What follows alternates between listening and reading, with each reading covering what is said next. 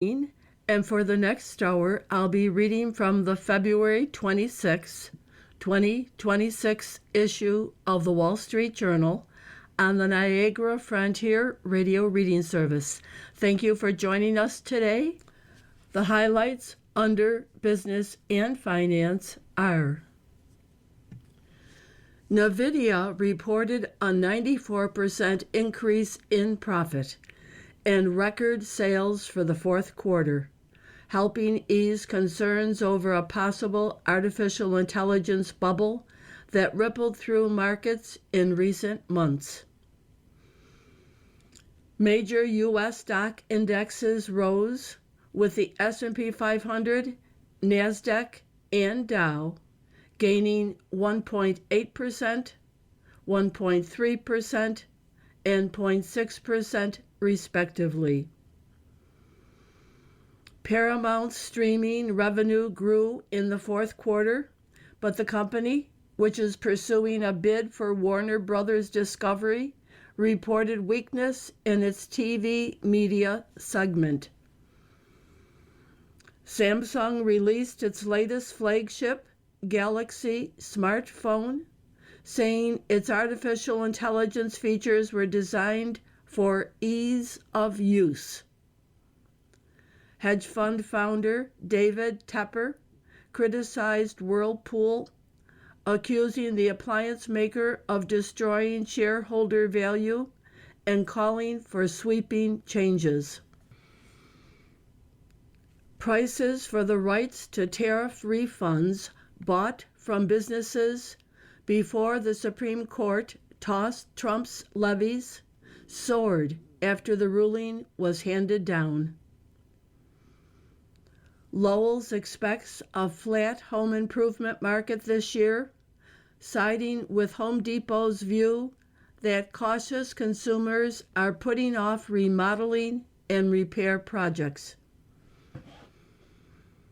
The Washington Post lost more than $100 million last year, according to people with the matter.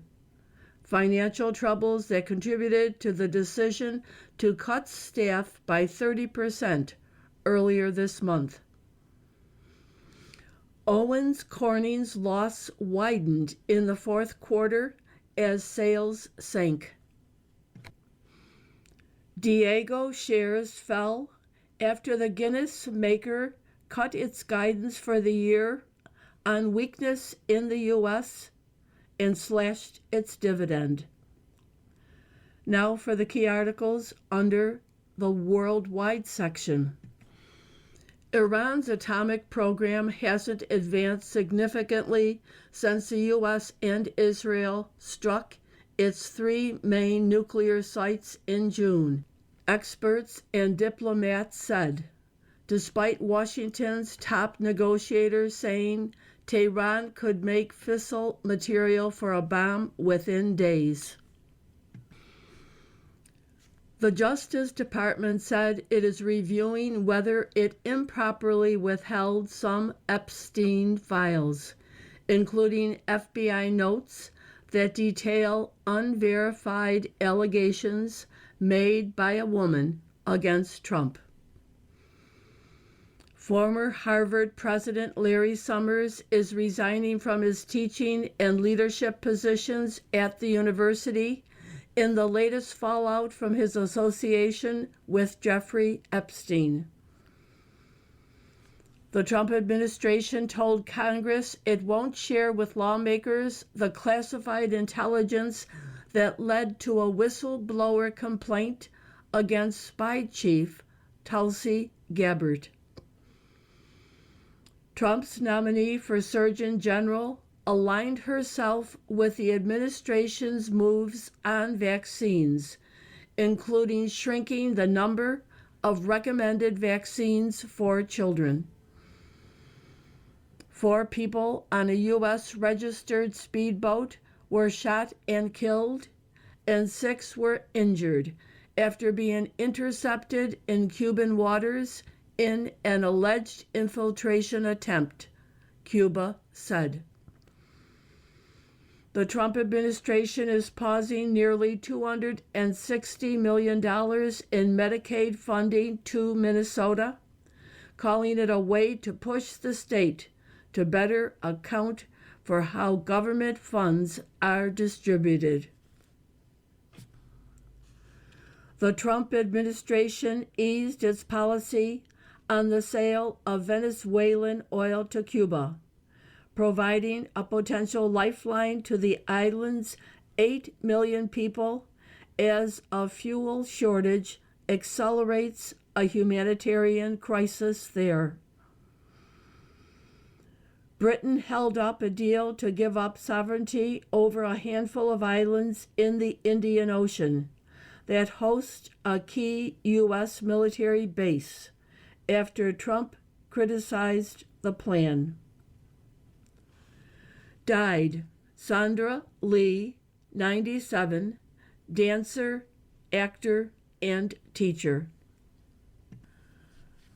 On the front page is a picture of a huge billboard illustration showing the American flag, and in place of the stars it says, "If you sow the wind, you will reap the whirlwind."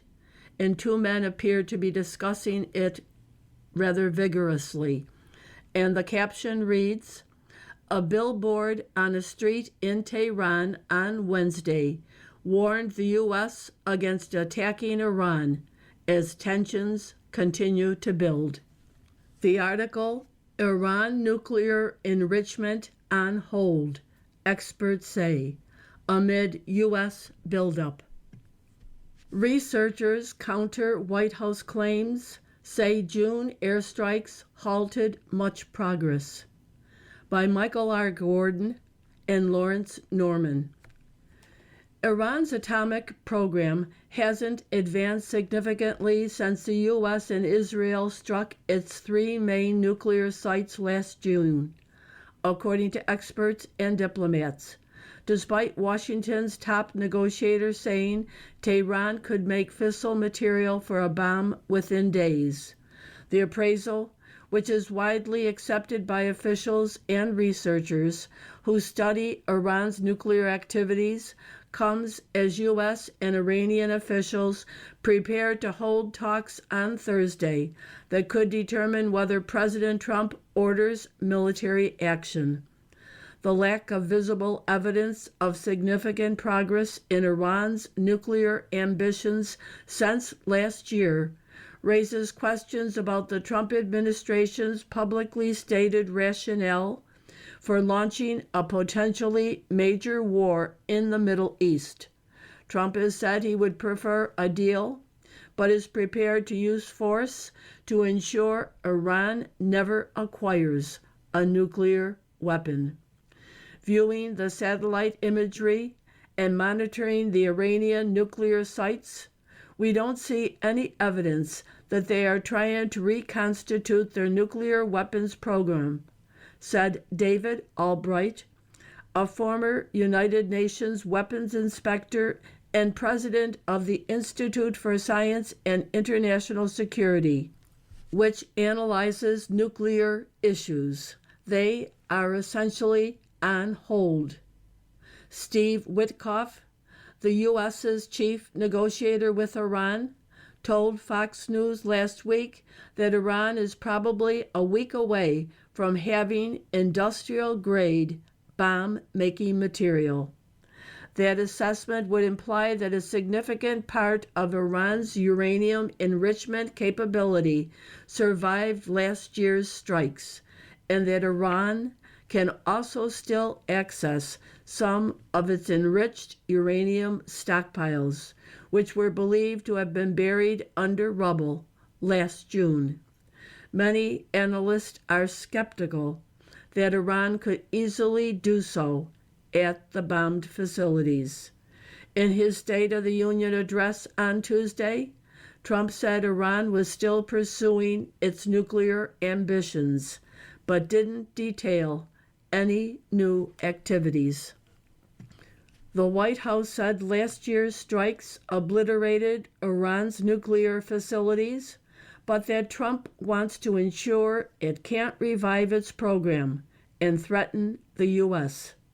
Trump has demanded that Iran also curb its ballistic missile program, stop support for proxy militias in the Middle East, and cease its brutal repression of street protest. But Iran's nuclear program, in particular its enrichment of uranium, is at the crux of the negotiations. The absence of regular UN inspections means the exact scope of Iran's current nuclear activities can't be known for certain. Experts caution. Some analysts said Iran has undertaken work that could allow it to resume enrichment eventually, and has taken measures to protect what is left of its nuclear sites against renewed U.S. strikes. Iran denies it has ever sought to build a nuclear weapon, but the UN Atomic Energy has documented years of Iranian nuclear weapons-related work. Iran is the only non-nuclear armed country that is known to have enriched uranium to 60% or near weapons grade. Other articles from the front page follow. NVIDIA's 94% rise in profit soothes AI fears. Record results come as the industry's appetite for chips continues to grow. By Robbie Wayland. NVIDIA reported a 94% increase in profit and record sales for the fourth quarter, helping ease concerns over a possible artificial intelligence bubble that rippled through markets in recent months. The chip maker reported net income of $43 billion, up from $22.1 billion in the year earlier quarter, on sales of $68.1 billion, up 73% from $39.3 billion a year earlier, easily beating consensus estimates.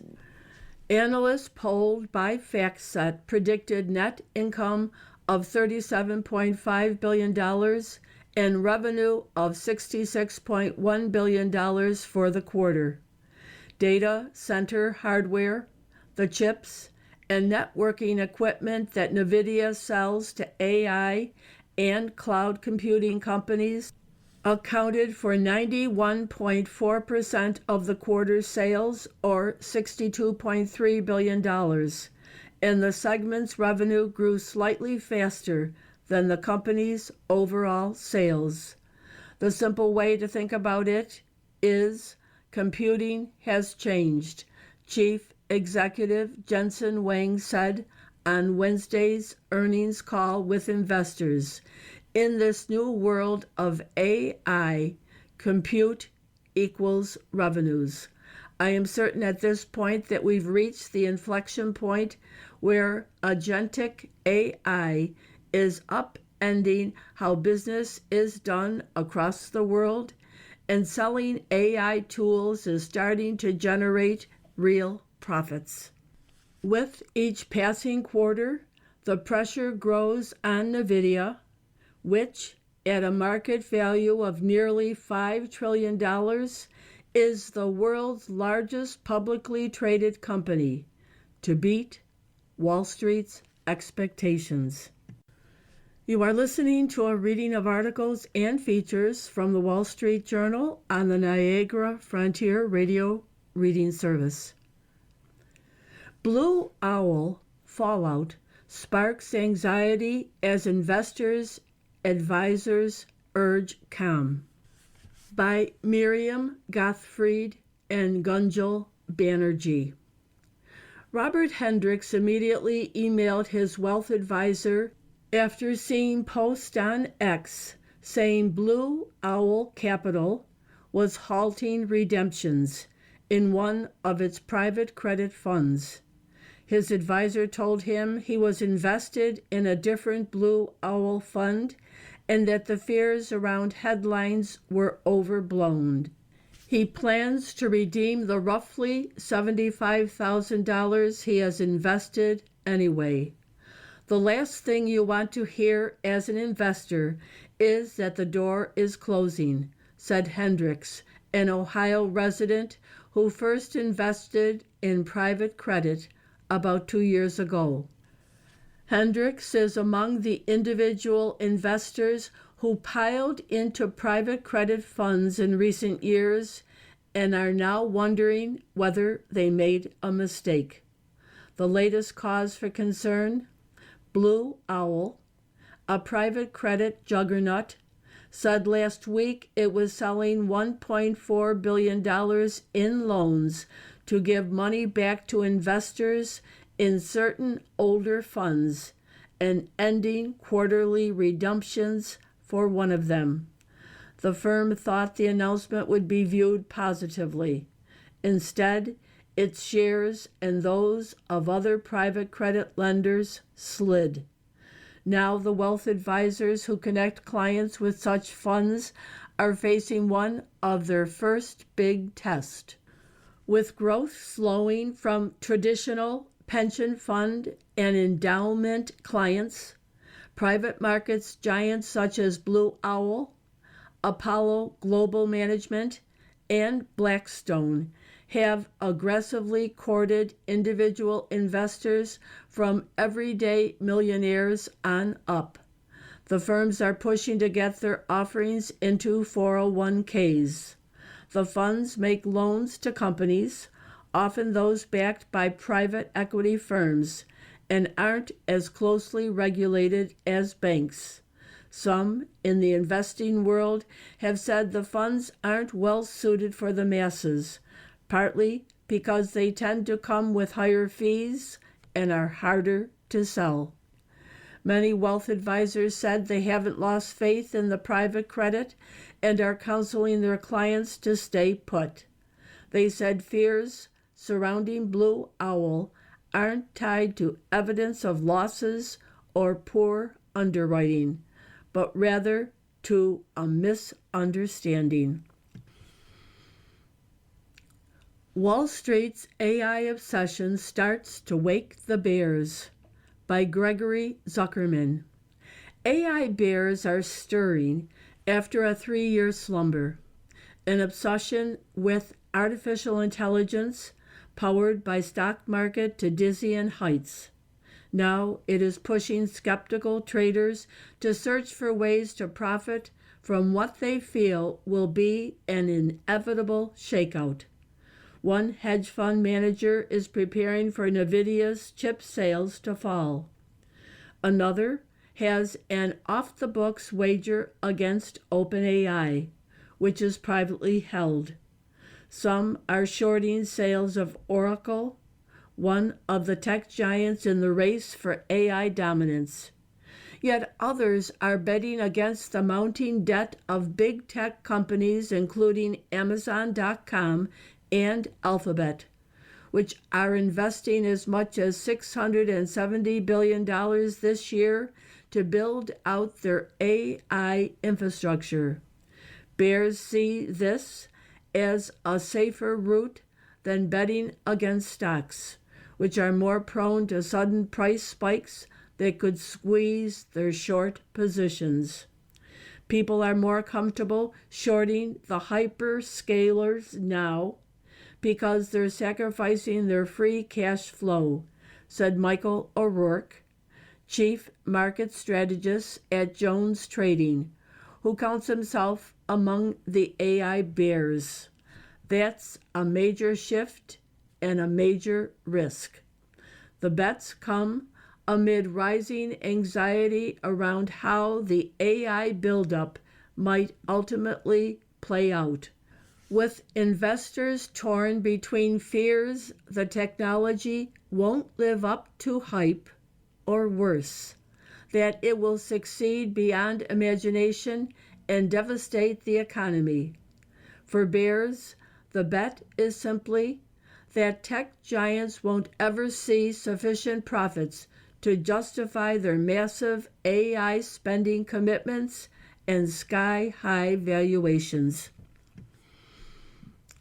The tiny injury taking down baseball's top sluggers.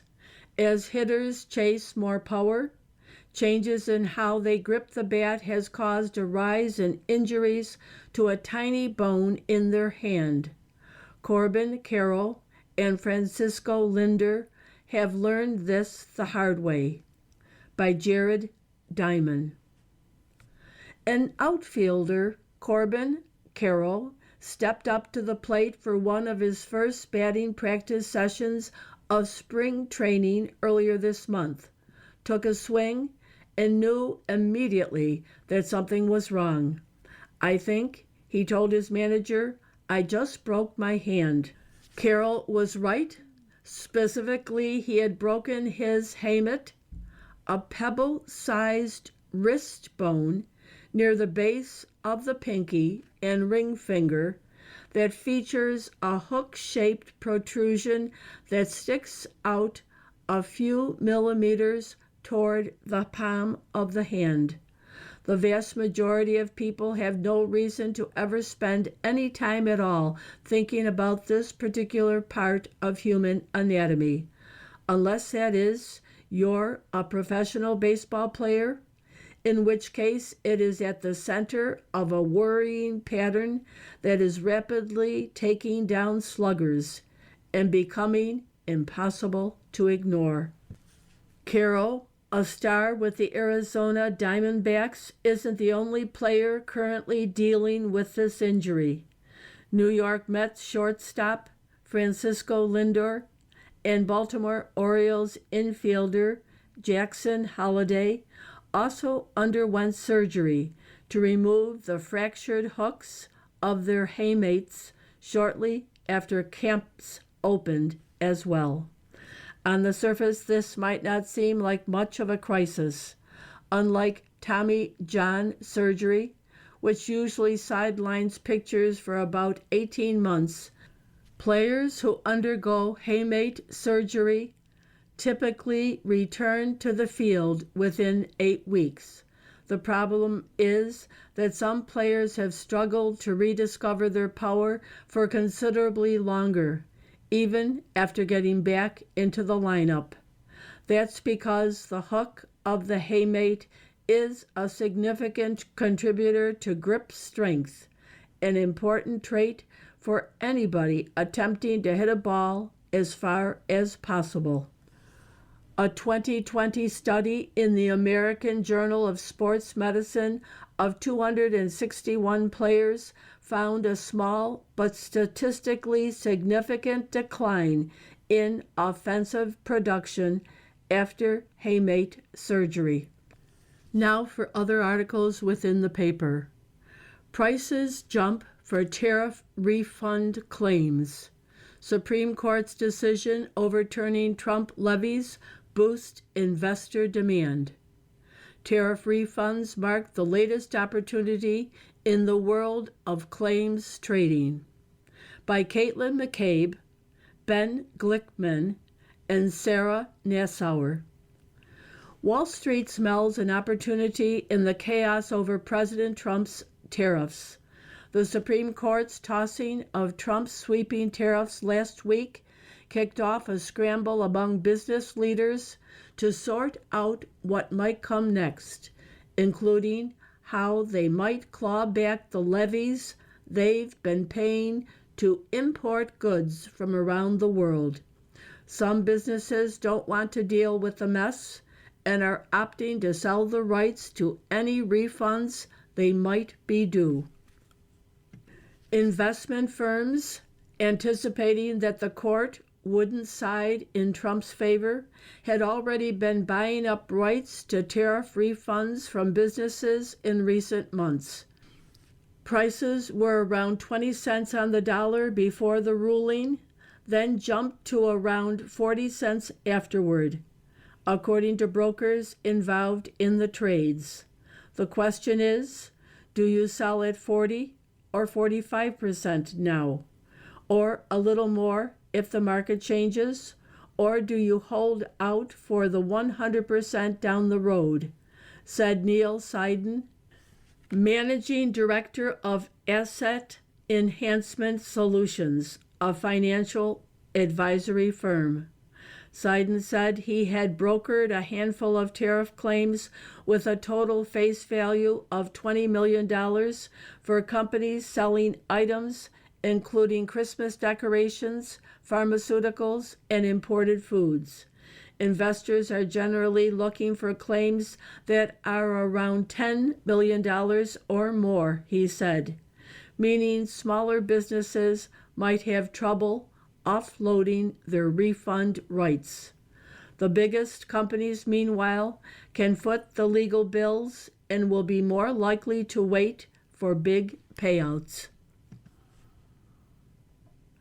Mogul Tepper seeks big changes at Whirlpool, by Connor Hart. David Tepper, the billionaire founder of hedge fund Appaloosa Management, on Wednesday criticized Whirlpool, accusing the appliance maker of destroying shareholder value and calling for sweeping strategic changes. In a letter to the board, Tepper said he looked on with a certain astonishment at Whirlpool's recent issuance of equity at a high cost of capital, which he said seemingly exceeded 10%. This issuance resulted in what Tepper called a large, unnecessary dilution of shareholders. We believe this action reflects a striking lack of judgment on the part of the board and senior management team, the letter writes. Appaloosa described itself as one of Whirlpool's largest shareholders. The fund owns an approximately 7% stake in Whirlpool, according to filings with the Securities and Exchange Commission. Appaloosa also alleged that Whirlpool management failed to capitalize on tariffs instituted by the Trump administration. The fund said Whirlpool should consider partnerships or mergers with foreign competitors affected by the tariffs, arguing such steps could enhance shareholder value and support U.S. job creation. 4 killed after Cuba stops U.S. registered speedboat. Havana says the group intended to infiltrate for terrorist purposes. By Vera Bergengruen, Santiago Perez, and Deborah Acosta. Basseterre, St. Kitts, and Nevis.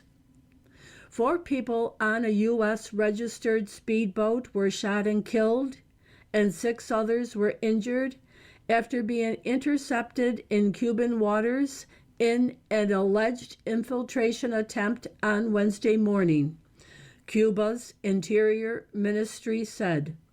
Crew members from the boat, which was registered in Florida, opened fire on the island's border patrol when they approached them near Cayo Falcones in Villa Clara province on Cuba's north-central coast, the ministry said.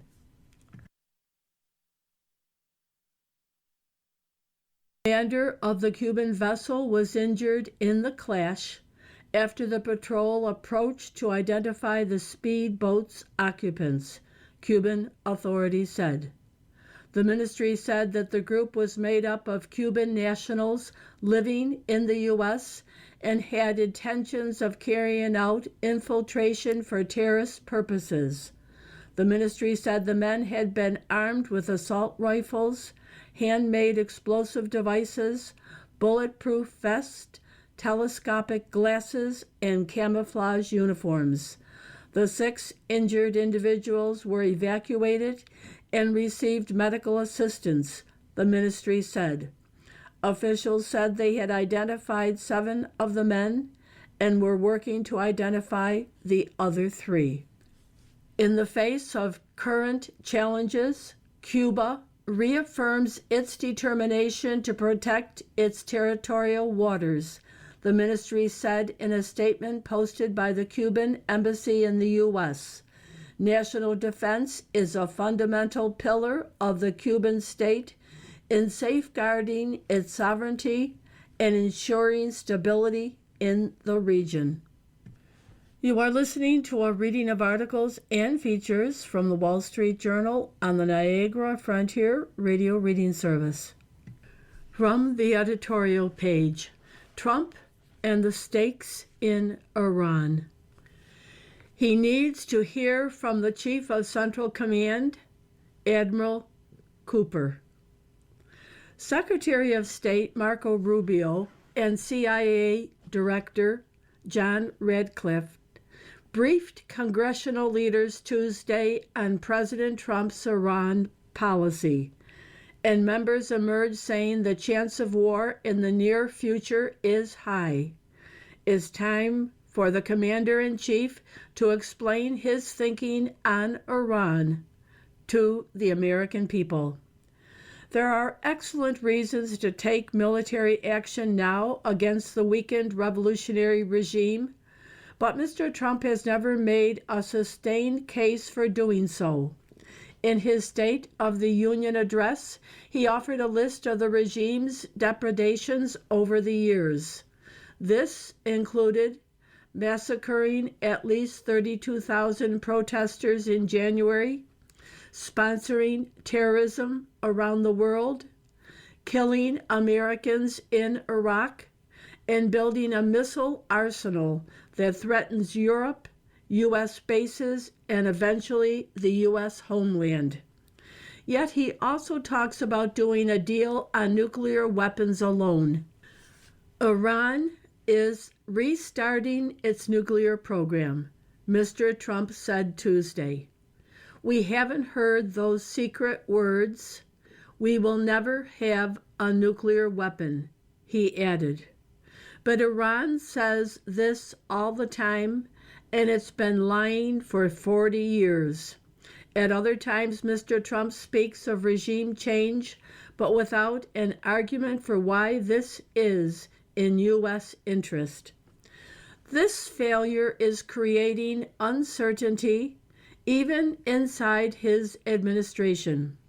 Media reports Monday said that General Dan Kane, chairman of the Joint Chiefs, is worried about the risks of striking Iran.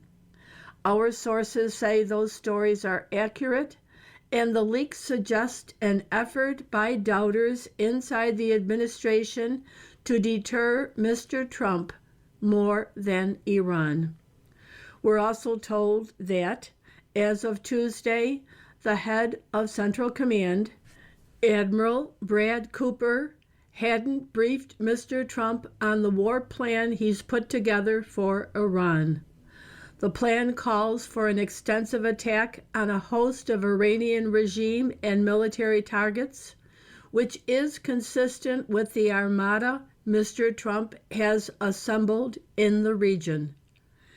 In the current chain of command, Admiral Cooper reports through Secretary of Defense Pete Hegseth to the President.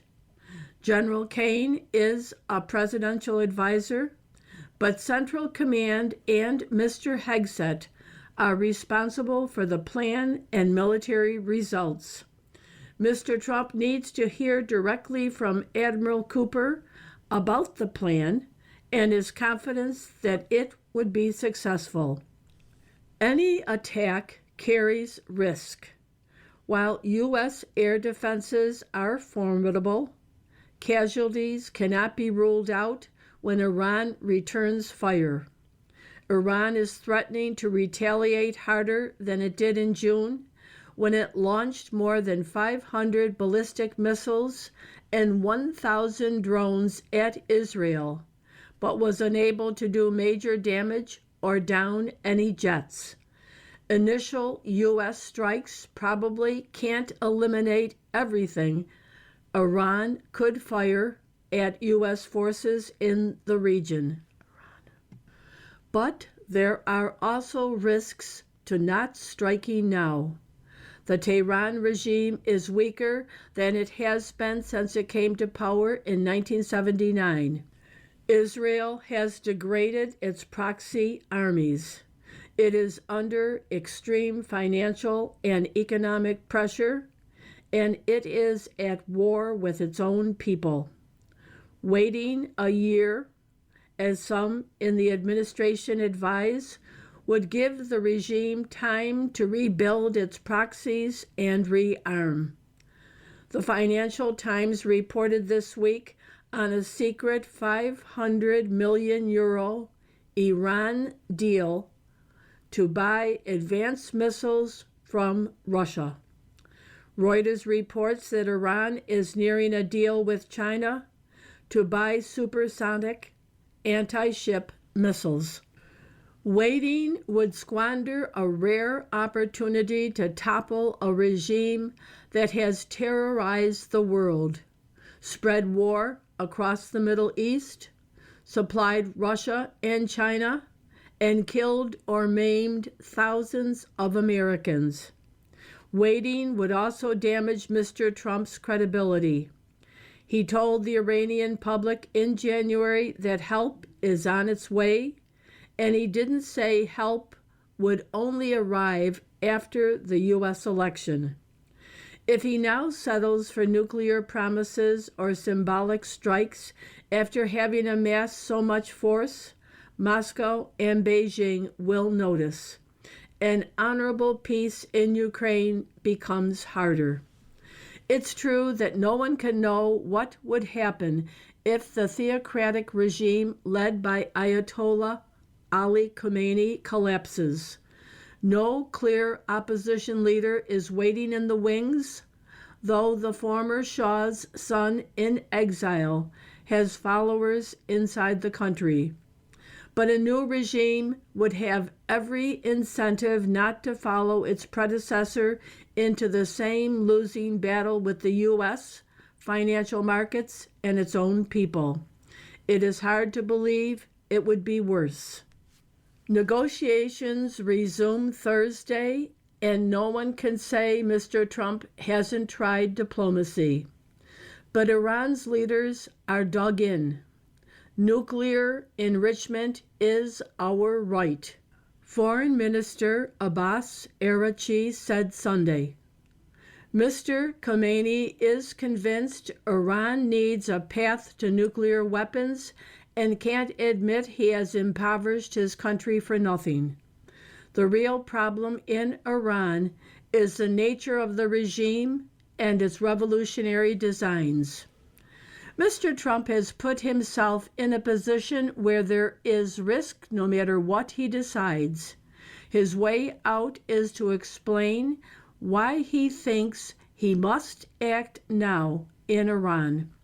If he asks for support in advance from Congress and the public, he will have more allies if the war doesn't go exactly as planned, which it rarely does. The upside is a chance to weaken or topple a regime that promises death to America and to give the Middle East a new chance for peace. The state of Trump's agenda. The main news is that the GOP Congress won't do much this year. President Trump's State of the Union address was full of patriotic spectacle, and it was moving in its encomiums praise to the country's military heroes. America's 250th anniversary deserves to be celebrated as the president did. But the main political news in the speech is that there isn't much that Mr. Trump wants Republicans in Congress to do for the rest of this year. The president highlighted the GOP's greatest hits from 2025, especially on taxes. But his point was mostly to persuade Americans that the economy is better than they say it is in polls. He's right at a macro level, but at home where people live, they don't feel it. Much of this is the residue of Bidenomics and inflation. But Mr. Trump's unpopular tariffs and their impact on prices are complicating his message. Most striking is that Mr. Trump seems to have given up on getting anything done in this Congress. He pressed ideas that have little chance of passing, such as the Save America Act, which would require proof of citizenship, often a birth certificate or passport, when registering to vote.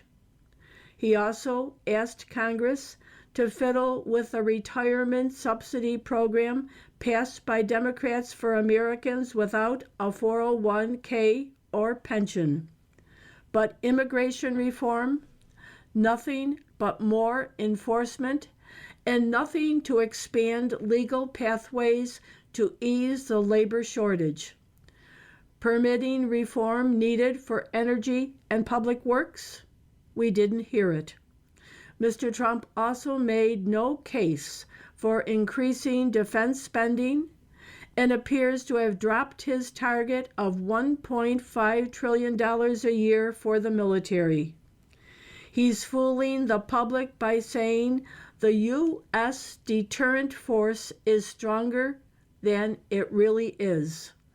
Many of his ideas would be more likely to pass in a Democratic Congress. Those include drug price controls, banning corporations from buying homes, and pushing health insurance companies. But Democrats won't vote for these proposals this year because they don't want to give Mr. Trump anything he can call a victory. Congress might pass more limits on stock trading by members, but that will do nothing for Americans other than indulge populist resentment. The larger goal of the speech was to remind voters why they shouldn't risk returning Democrats to power. The polls show independents and even many Republicans have turned sour on the president as voter memories of the Biden era fade.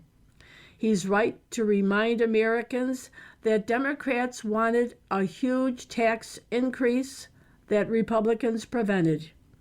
He's also right that all signs suggest Democrats in Congress will return to their habits of income redistribution and progressive cultural diktats. Mr. Trump is betting that this contrast and the legislative victories of 2025 will be enough to save the House and Senate, which is increasingly in jeopardy. In light of his scarce agenda, this is the only real bet he has. You are listening to a reading of articles and features from the Wall Street Journal on the Niagara Frontier Radio Reading Service. From the opinion pages, the State of the Union is belligerent. Trump made great use of guests, but gave the most partisan such address in history. By Karl Rove. 1 hour and 48 minutes. It was history's longest State of the Union speech. President Trump's address Tuesday was also the most effective and extensive use of gallery guests since Ronald Reagan introduced the practice in his 1982 State of the Union. But as Mr. Trump spoke of his first year back in office, he made a key mistake. The president electrified the House chamber by bringing in the U.S. men's Olympic hockey team and awarding goalie Connor Hellebuck the Presidential Medal of Freedom. Even Democrats stood and joined in the chants of USA, USA. The president also presented 2 Congressional Medals of Honor. One went to a helicopter pilot grievously wounded during the capture of Venezuelan President Nicolas Maduro. The other was bestowed on a 100-year-old Navy pilot who led his squadron to victory in a 1952 Korean War aerial battle against an overwhelming enemy force that remained secret until 2002. The Coast Guard swimmer who jumped time and again from a chopper into the raging waters of the July 2025 Texas flood, saving 165 lives, was also honored.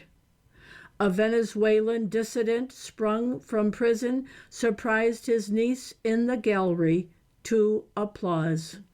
2 National Guardsmen who were ambushed on duty in Washington received Purple Hearts, one posthumously. Mr. Trump introduced families who had suffered violence or loss inflicted by illegal aliens as he pressured Democrats to support a sanctuary city ban, tougher immigration laws, and voter ID rules. Throughout his record number of guest introductions, the president was empathetic and personable. His remarks, delivered as written, were often moving, patriotic, and unifying. This was also the most partisan State of the Union in memory. In what may have been a first, Mr. Trump attacked his predecessor by name several times. He repeatedly condemned congressional Democrats, tried to force them to stand and applaud him, and lacerated them when they didn't. He was spoiling for a fight. Many presidents have used the occasion to pressure the opposition on key issues. None have done so as directly and brutally as Mr. Trump did Tuesday. He salvaged Democrats as sick people and crazy, claiming they are destroying our country. This cheered Republicans and angered Democrats in the room. But did it help Mr. Trump with the key voters the GOP must sway in the midterms? Almost everything the president said energized his mega hardcore. But they aren't enough to stave off a shellacking this fall. Mr. Trump should have fixated more on those of his 2024 voters who have since become disenchanted. Those represented by his approval ratings almost 8-point slide in the Real Clear Politics average since re-entering office. That isn't a large slice of the electorate, but those swing voters will decide which party controls Congress for Mr. Trump's final 2 years in the White House. For them, the president's speech almost certainly didn't sound based in reality. Many Americans, especially swing voters, are pessimistic about the economy.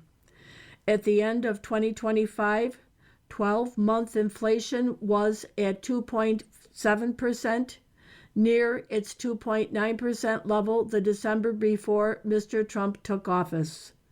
The economy started off gangbusters in 2025 with a 3.8% growth in the second quarter and 4.4% in the third, but slowed to a crawl with 1.4% in the fourth.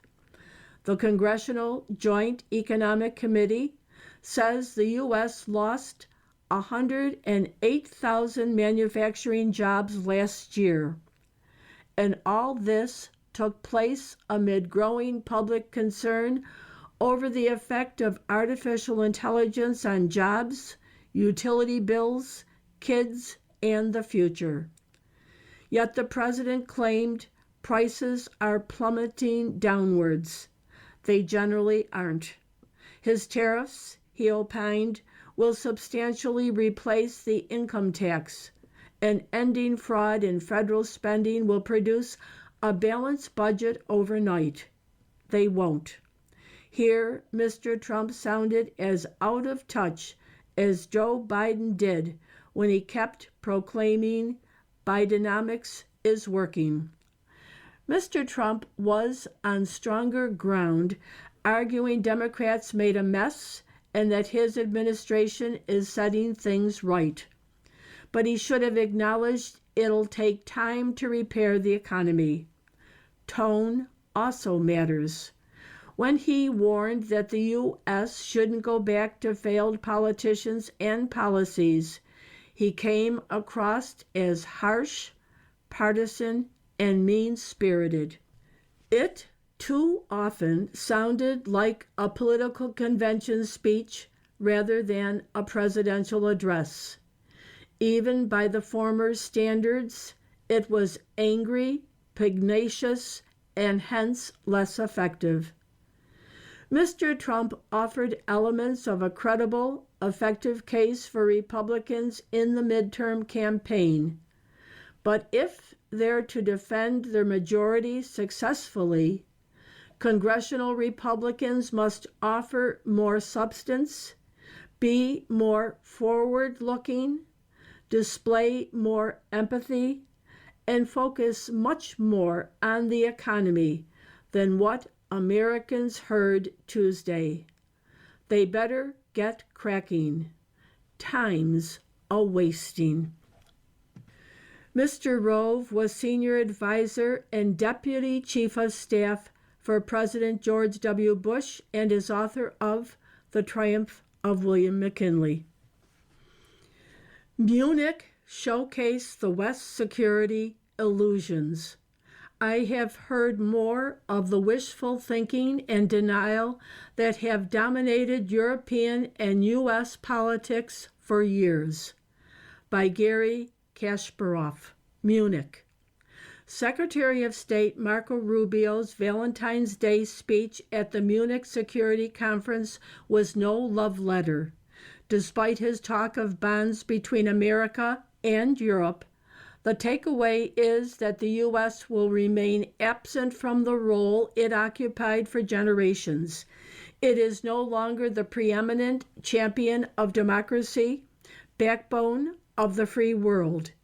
Its support of allies is conditional, financially, politically, even culturally, as suggested by Mr. Rubio's emphasis on Christian ties.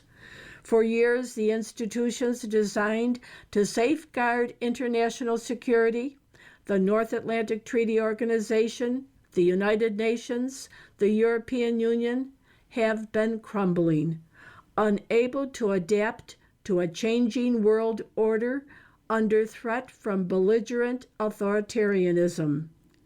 Gatherings like Munich are an opportunity to reimagine these structures of cooperation and develop new strategies to meet the challenges of the moment.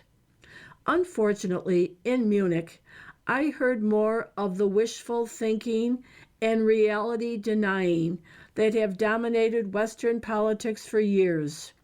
Rhetoric about needing to get Ukraine into a better negotiating position before sitting down with Vladimir Putin at the bargaining table, for example. After 4 years of Mr. Putin's refusal to accept concessions, no one should be under the illusion that he will stop fighting voluntarily. Economically, politically, and culturally, Russia has shifted to a permanent war footing that can't be dialed down even if Ukraine falls. Mr. Putin knows Russia can't safely absorb 1 million undisciplined killers back into society. Chancellor Friedrich Merz knows the future of Germany and European democracy depends on his government's assuming a leadership role in confronting Russia, including a budget overhaul to support Ukraine in this critical phase of the war. But neither he nor his European counterparts are bold enough to take a political risk by making that case and taking decisive action. The moral arguments to stand against Russian aggression remain true, but the threat is more concrete. The horizon of danger has moved from considerations about the world we want to leave future generations to the survival of the West today. While the U.S. and Europe have been idle, China has revised its military strategy. Xi Jinping's shakeup isn't merely a ploy to secure personal loyalty. It is also calculated to get rid of the old guard and bring in fresh faces who can take China's military to the cutting edge. As Russia's supplier and ally in the war on Ukraine, China has access to the kind of front-line data that would provoke radical changes. Look at how the war in Ukraine is being fought. Traditional heavy weapons and vehicles, which Ukraine has largely lacked because of the West's reluctance to supply enough of them, have turned out to be less effective than cheaper, more mobile alternatives, drones in particular. Technological innovation used to be the West's greatest military advantage over our stagnant authoritarian foes. That advantage is fading as Russia and China are forced to learn in real time to compete with Ukrainian ingenuity. The U.S. has $900 billion to spend on defense in 2026, more than enough to preserve its place as the world's preeminent military power, if it is allocated wisely. Now is the time to undertake a full strategic revision of military spending geared toward the new realities of hybrid and drone warfare. These changes must be fast-tracked. The typical bureaucracy of budget negotiations can't keep up with the pace of change on the battlefield. Updates to drone tech don't happen on a timetable of years. In Ukraine, it's every few weeks. The critical value of drones was evident when Starlink belatedly blocked Russian drone internet access a few weeks ago.